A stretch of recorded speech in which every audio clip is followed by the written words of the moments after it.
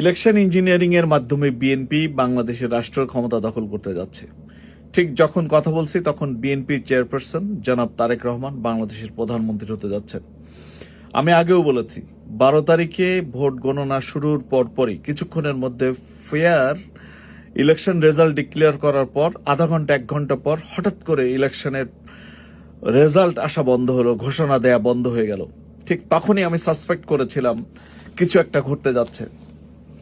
আমার সন্দেহ হয়েছিল যে ইলেকশন ইঞ্জিনিয়ারিং হতে যাচ্ছে, ভোট কারচুপির নির্বাচনের একটি ষড়যন্ত্রমূলক ইলেকশনের রেজাল্ট জাতি দেখতে যাচ্ছে। সেটি ছিল আমার তখনকার প্রেডিকশন। যারা আমার ফেসবুকের সাথে কানেক্টেড রয়েছেন, আমার পেজে গিয়ে আপনারা দেখতে পারেন যে 12 তারিখে বাংলাদেশ সময় রাত্র 9টা-10টার দিকে আমি ঘোষণা দিয়েছিলাম যে বাংলাদেশে একটি কারচুপির নির্বাচন হতে যাচ্ছে। দর্শক, কেন বলছি সে কথা? আজকে একটি তথ্য দিতে চাই। বাংলাদেশের বিএনপি চেয়ারপারসন জনাব তারেক রহমান ঢাকা 17 আসনে ইলেকশন করেছিল। ঢাকা 17 আসনের মধ্যে ক্যান্টনমেন্ট একটি গুরুত্বপূর্ণ এলাকা, সেন্সিটিভ এলাকা, আপনারা জানেন। ক্যান্টনমেন্টে সম্ভবত একটি গুরুত্বপূর্ণ স্থান এই জন্যই বলছি যে সেখানে কারচুপি হওয়ার সম্ভাবনা কম থাকে, কারণ সেই ইলেকশন সেন্টারগুলোতে যথেষ্ট সিকিউরিটি সিস্টেম থাকে। সেনাবাহিনীরা কম্পারেটিভলি বাংলাদেশের দেশ এবং জাতির প্রতি আশা এবং ভরসার স্থল। আমি লক্ষ্য করলাম বাংলাদেশের যে ঢাকা 17 আসনে যে নির্বাচনটি হচ্ছে, সেই নির্বাচনে ঢাকা ক্যান্টনমেন্টে মোট 29টি সিট রয়েছে, 29টি সেন্টার রয়েছে। 29টি সেন্টারে সব মিলে দাঁড়িপাল্লা সেখানে 5,441 ভোটে এগিয়ে আছে। দাঁড়িপাল্লা ডাক্তার খালেদুজ্জামান 5,441 ভোটে এগিয়ে আছে ঢাকার 29টি সেন্টারে। সেখানে ধানের শীষ পেয়েছে 15,882 ভোট এবং দাঁড়িপাল্লা পেয়েছে 21,323 ভোট। অনেকগুলো সেন্টারে ধানের শীষ যা পেয়েছে দাঁড়িপাল্লা তার ডাবল ভোট পেয়েছে। আমি সেটি আপনারা যারা বিএনপি করেন, যারা ডাটা নিয়ে কাজ করেন, রিসার্চ করেন, নিরপেক্ষভাবে চিন্তা করে দেখবেন যে ক্যান্টনমেন্টে কেন তারেক জিয়া জিততে পারলো না। ক্যান্টনমেন্টের 29টি সেন্টারে যেখানে তাকে নিয়ে ডাক্তার খালেদুজ্জামানরে নিয়ে অনেক ষড়যন্ত্র হলো, সেখানে সে ক্যান্টনমেন্টে ঢোকা নিয়ে অনেক ভিডিও কেলেঙ্কারি হলো, বডি ক্যাম সাংবাদিকের কাছে পৌঁছে জুলকার নাইরের কাছে পৌঁছায়, বিএনপির অ্যাক্টিভিস্ট জুলকার নাইরের কাছে পৌঁছানো হলো।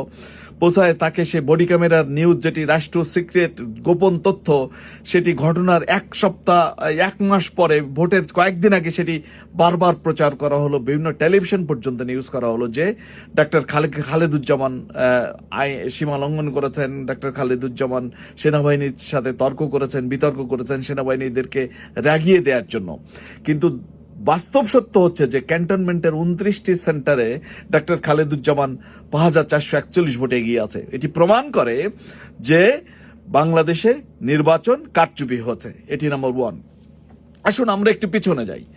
ইতিমধ্যে আপনারা দেখেছেন রংপুরে আজকে গতকাল সেখানে একটি স্কুলে ইলেকশনের ব্যালট এবং গণভোটের ব্যালট পাওয়া গেছে।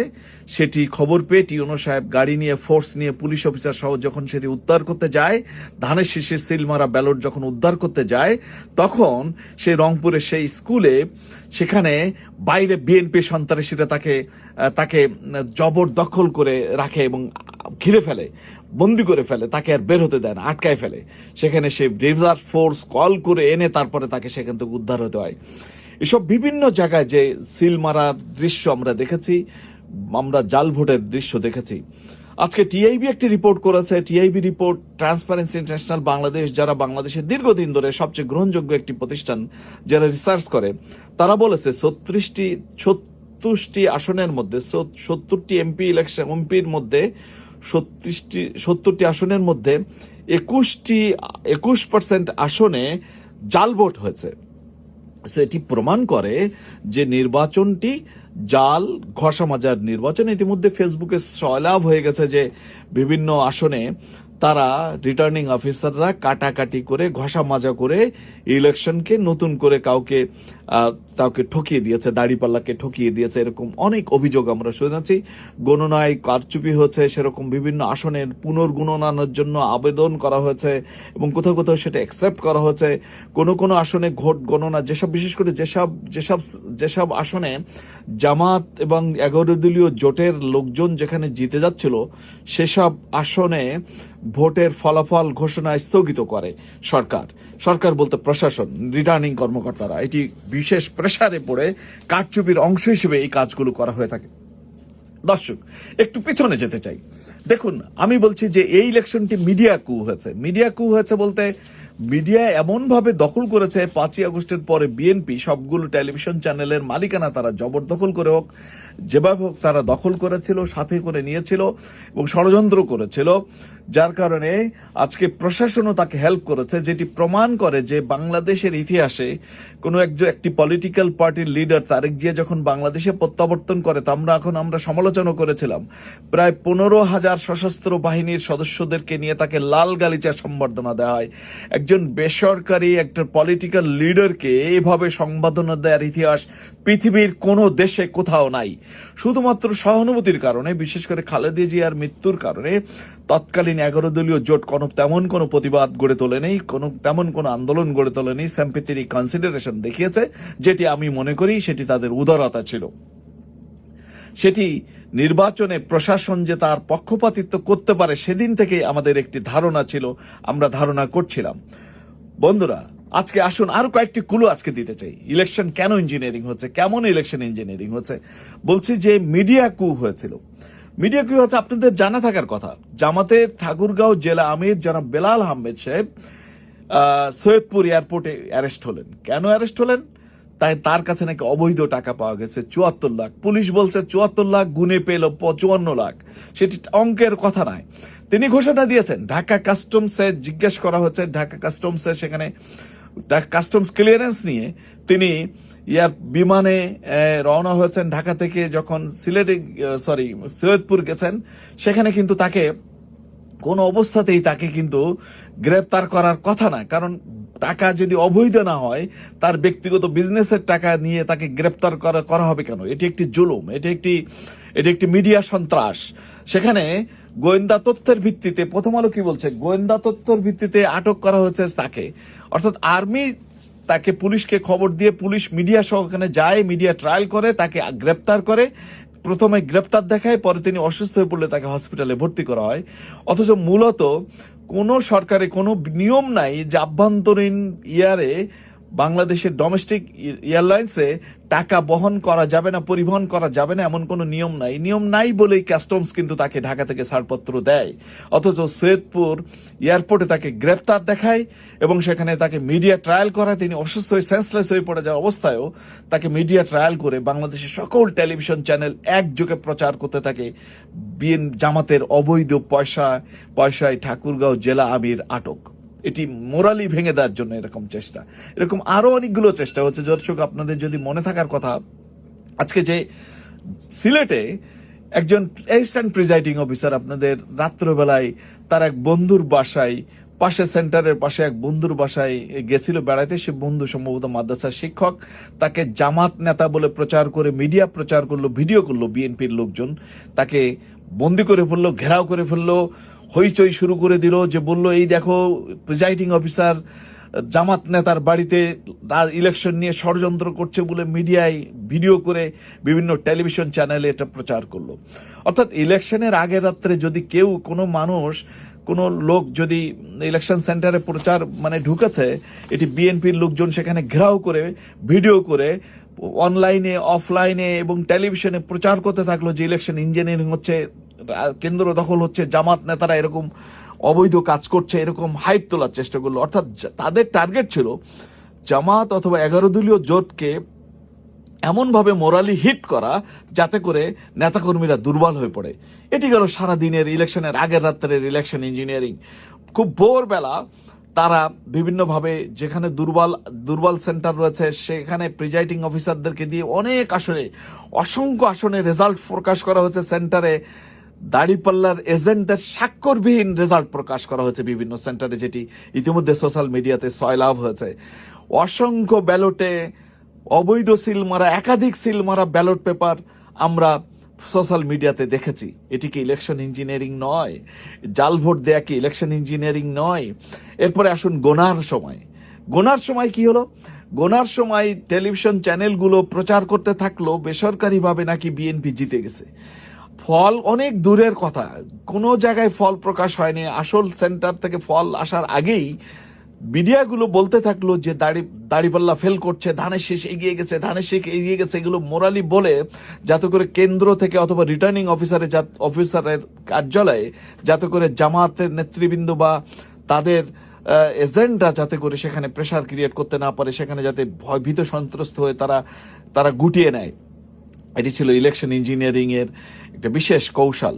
আজকে আমরা লক্ষ্য করেছি যেসব আসনে সারা দিন ঢাকা সেন্টারগুলোতে অনেক সেন্টার যেখানে জামাত এবং 11 দলীয় জোট এগিয়ে আছে, জামাত আমিরের সেন্টার রাত 9টার মধ্যে, জামাত আমিরের সেন্টারে ডাক্তার শফিকুর রহমানের সেন্টার রাত 9টার মধ্যে তাদের এজেন্টের মাধ্যমে প্রাপ্ত ফলাফলের ভিত্তিতে তাদের কাছে রিপোর্ট আছে যে জামাত আমির জিতে গেছে, অথচ রাত 3টা বেজে যাচ্ছে জামাত আমির সাহেবের রেজাল্ট, আমির সাহেবের আসনে মানে সরকারিভাবে সেখানে ডিক্লারেশন দেওয়া হয় নাই। যেসব আসনে জামাত জিতে যাচ্ছে সেগুলো ডিক্লারেশন দিতে বিলম্ব করেছে, এবং যেসব আসন ধানের শীষ কারচুপির মাধ্যমে জিতেছে সেগুলো আগাম ঘোষণা দেওয়ার চেষ্টা করেছে। এটি ছিল একটা মিডিয়া কু এবং ইলেকশন ইঞ্জিনিয়ারিং। আজকে পাটোয়ারির সিটে দেখুন, সেখানে তাকে দখল করতে, হই হুল্লোড় করে তাকে ভিজিট করতে দেওয়া হয় না, এজেন্টকে বাধাগ্রস্ত করা হয়েছে, ভোটারদেরকে বাধা দেওয়া হয়েছে, এজেন্ট নিয়োগ দিতে দেওয়া হয় নাই। এর পক্ষান্তরে বিএনপি যেসব আসনে অন্যান্য দুর্বল প্রার্থী, বিভিন্ন মার্কা, নাম জানা না জানা মার্কা, সে সমস্ত মার্কায় ভুয়া এজেন্টস তাদের পক্ষে সিলেকশন দিয়ে বসিয়ে দিয়ে একদলীয় প্রভাব বিস্তার করে মূলত সেন্টার দখল করার চেষ্টা করেছে বাংলাদেশে। আমি মনে করি বাংলাদেশের ইতিহাসে সবচেয়ে লজ্জাজনক একটি সরকার তারেক জিয়া করতে যাচ্ছেন, যিনি, আমি বিশ্বাস করি যে এই সরকার সবচেয়ে দুর্বল একটি সরকার হতে যাচ্ছে। কারণ মোরালি, ইথিক্যালি ভোটবিহীন, এবং দেখুন সবচেয়ে কম ভোট পেয়েছে, এবং সবচেয়ে বড় যেটি হচ্ছে সেটি হচ্ছে যে আজকে বিএনপির সাথে নৌকার বিশেষ করে অমুসলিম ভোটাররা একচাটিয়া ভাবে ধানের শীষকে ভোট দিয়েছে, এবং বিভিন্ন সেন্টারে দেখা যায় যে আওয়ামী লীগের লোকজন ধানের শীষ মার্কায় এবার ভোট দিয়েছে। তা দেওয়ার পরেও 60% মাত্র ভোট কাস্টিং হয়েছে। এটি অন্যান্য 2001 সালে বা 2014 সালে ভোট কাস্টিং এর পরিমাণ আরো অনেক বেশি ছিল। এবার ভোট কাস্টিং এর পরিমাণ কম হয়েছে, ভীতি দেওয়ার কারণে, ভীত সন্ত্রস্ত করার কারণে।